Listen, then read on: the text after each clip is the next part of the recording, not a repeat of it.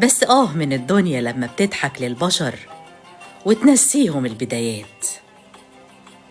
غابت شمس مناسة موسى، ومات الملك الحنين، وماتت معاه الحكمة.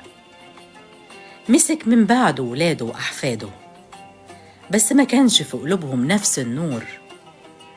بصوا للذهب كثروة مش كرسالة، والجيوش المجاورة تمعت في الذهب. مصل مالي كان فيها نص ذهب العالم.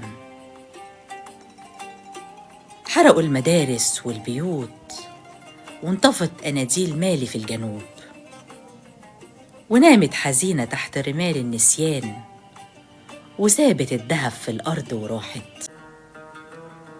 الذهب والروح الطيبة اللي نشرها مناسة موسى في رحلته ما كانتش مجرد ثروة تاهت في الرمل، دي كانت خيوط دافية فضلت منورة في الفضاء. ولما انطفى قنديل مالي، طارت الروح فوق السحاب وعدت البحار، وراحت تفتش عن أرض تانية تعشق العلم والفن والموسيقى. وفضلت طايرة لحد ما هبطت في أقصى الغرب. وما تنسوش إن إحنا كنا في الجنوب. سقطت هناك في الغرب، راحت للأندلس. كانت القلوب مستنية ريحة الياسمين عشان تاخد راية النور وتبدأ أجمل وأحزن معزوفة في تاريخ البشر. تعالوا نروح للأندلس. فكروا معايا كده في شوارع قرطبة في الوقت اللي كانت فيه أوروبا غرقانة في الظلمة والطين. كانت شوارع قرطبة نظيفة ومنورة بأناديل الزيت بالليل عشان الناس تمشي تقرأ وتتعلم. فكروا معايا كمان في مكتبة قرطبة الكبيرة اللي كان فيها أكتر من 400,000 كتاب. الستات هناك ما كانوش مهمشين، دول كانوا بيشتغلوا في نسخ المخطوطات والترجمة والخط العربي. البيوت كلها كانت بتتنفس علم وثقافة. كان مالي بدأت الحكاية بالطيبة والنقاء والنية الصافية، وطلع الذهب والعلم عشان يغذي عروق الأرض. والغرب كان الأندلس، أخد النور ده وحوله لأجمل قصائد شعر وفلسفة وعمارة وياسمين أبهر الدنيا.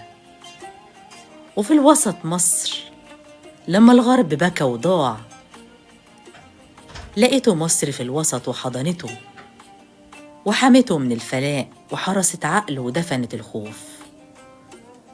ورحنا للشرق للعثمانيين، لما مصر تعبت أخدت الشرق الراية وبنى بيها حصن وسور وقوة رهيبة.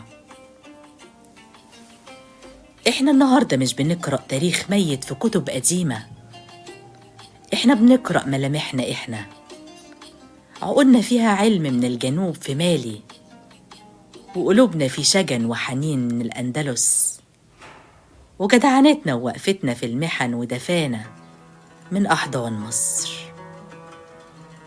وهبتنا وقوتنا وكرامتنا جاية من العثمانيين.